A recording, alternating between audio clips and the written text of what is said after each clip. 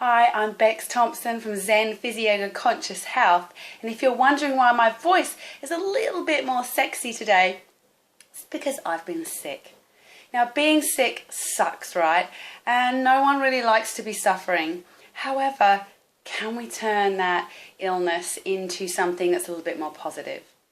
So there's a tendency for all of us, but I think particularly those living a bit more conscious, particularly with those with a bit more information, we tend to really beat ourselves up when we're not well. I know my first initial reaction, I was back home only 2 days from Bali, had an amazing time away, had a big break and holiday, and here I was falling sick. My initial reaction was,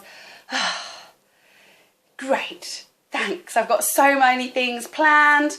I had things I wanted to do for work, videos I wanted to do for you guys, newsletters, stuff I wanted to do with the kids.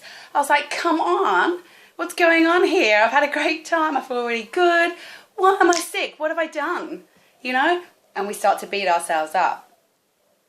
First step, do not beat yourself up when you're sick. Everyone gets sick. We're still living, therefore we're going to get sick. We're still living, we haven't reached that peak of perfection where we don't need to come back into this lifetime. So we still have things to learn. I have so much to learn.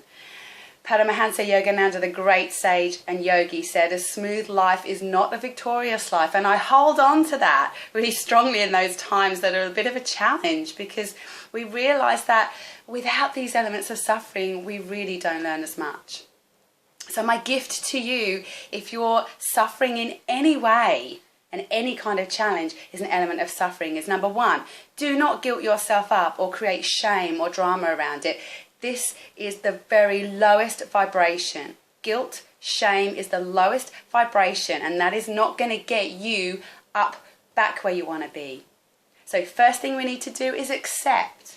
Accept something's going on here, I'm not well. There's a knife edge here. If we fall off it one way, we're going to fully accept it and not want to move on, and we just fully get into that whole story, that whole role, and we're like, I'm sick, oh my God. The other side of it is we completely ignore it and we push through, taking the pills, completely ignoring, I'm pushing on, nothing's wrong with me.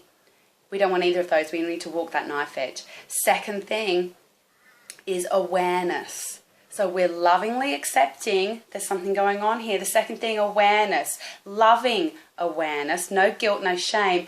Okay, what's happening in my life? Is there something I could potentially change here? It's just shining that light of truth. There's always something, there's always a learning.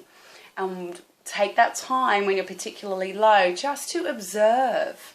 We need to be from the observer, not stuck in the story, not beating ourselves up with a stick about what could be happening for us.